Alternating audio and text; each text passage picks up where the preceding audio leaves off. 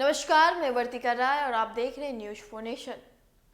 माँ बाप अपने बच्चों के लिए क्या कुछ नहीं करते, लेकिन बच्चा अगर कामयाब हो जाए तो माँ बाप की जीवन सफल कहलाती है। ऐसा ही एक खबर निकल के सामने आया है। एक बच्चे ने अपने माँ बाप की ख्वाहिश को पूरा कर दिया। आखिर ये बच्चा कहाँ का है और अपने माँ बाप का कौन सा सपना पूरा किया है, चलिए इसकी खबर बताते हैं आपको विस्तार से। ये कहानी बिहार में जज श्यामनाथ शाह की है। श्याम फिलहाल समस्तीपुर जिले में न्यायिक दंडाधिकारी प्रथम के तौर पर पोस्टेड हैं। अपनी मां का सपना पूरा करने के बाद उन्होंने सोशल मीडिया पर एक भावुक संदेश भी लिखा है। माँ बाप अपने बच्चों को कामयाब की हर सीढ़ी चढ़ते देखना चाहते हैं। बिहार का एक बेटा जज बनकर अपने माँ बाप का नाम रोशन कर चुका था, लेकिन माँ का सपना कुछ और भी था। माँ चाहती थी कि बेटा पीएचडी करे, बस फिर क्या, जज बेटे ने अपने माँ के इस ख्वाब को पूरा कर दिया। ये कहानी है जज श्यामनाथ शाह की।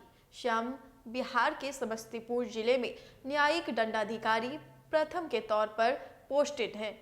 अपनी मां का सपना पूरा करने के बाद उन्होंने सोशल मीडिया पर एक भावुक संदेश भी लिखा। श्यामनाथ ने लिखा, माँ मैं तेरी जिद के आगे हार गया, तेरे सपने के लिए पीएचडी कर लिया। माँ तुम प्रेरणा हो मेरी। बाबूजी आप आदर्श हैं हमारे। आज जो भी वजूद है मेरा वो है आप दोनों के सहारे। माँ तुम्हारे चरणों में मेरी डॉक्टर की उपाधि समर्पित है। बिहार के समस्तीपुर जिले में पोस्टेड न्यायिक दंडाधिकारी प्रथम श्यामनाथ शाह का मानना है कि जीवन में पढ़ाई को कभी रोकना नहीं चाहिए। लगातार पढ़ाई करने से माइंड तेज रहता है। युवा पीढ़ी प्रतियोगिता परीक्षा के चक्कर में आगे कक्षा में दाखिला नहीं लेते। उनका एकमात्र उद्देश्य हो जाता है नौकरी लेना।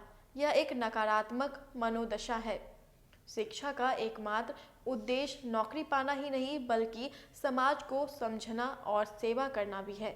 उच्च शिक्षा से आप सामाजिक समस्या को अच्छे से समझ सकते हैं और उनका समाधान ढूंढ सकते हैं। आप में गंभीरता और संकल्पता का जन्म होता है। आपके मस्तिष्क में नए विचारों का प्रवाह होने लगता है। आप सामाजिक परिस्थितियों को देखकर श्रेष्ठ कर निर्णय लेने में सक्षम हो जाते हैं। जज श्यामनाथ शाह ने जब पीएचडी में दाखिला लिया, उस वक्त रासायनिक हथियारों का प्रयोग सीरिया में बड़े पैमाने पर हुआ था। इस हथियार के प्रयोग से बहुत सारे बच्चे, बुजुर्ग, महिला और अन्य मारे गए थे। लेकिन प्रश्न यह उठता है कि आखिरकार इस प्रकार के सामूहिक नरसंहार के हथियार का प्रयोग कैसे हुआ? आखिरकार कानून में क्या कमी है जो इस प्रकार के हथियार का प्रयोग हो रहा है? इस प्रकार के हथियार का प्रयोग को कैसे रोका जा सकता है? राष्ट्र और अंतर्राष्ट्रीय कानून में क्या सुधार करने की आवश्यकता है?